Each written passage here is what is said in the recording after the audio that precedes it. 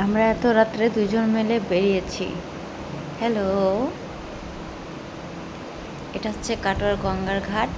আমরা দুজনে হাঁটতে হাঁটতে খেয়ে দিয়ে প্রত্যেক দিন হাঁটতে বেরোই। আজকে বললাম চলো গঙ্গার ঘাট দিয়ে হেঁটে আসি। তো হেঁটে এসে এত ভিড়, ভালো লাগছে।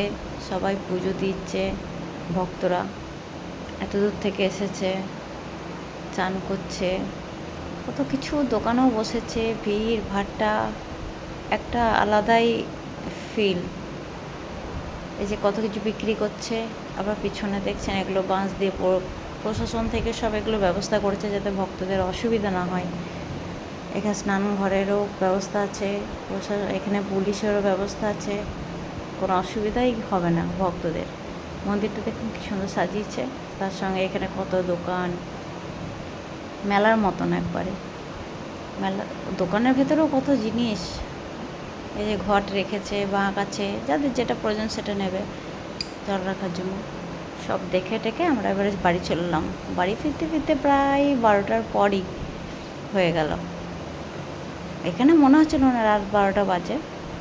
বাড়ি গিয়ে খেয়াল করলাম এত রাতে বাড়ি ফিরলাম। প্রতি বছরই হয় এটা, ভালো লাগে।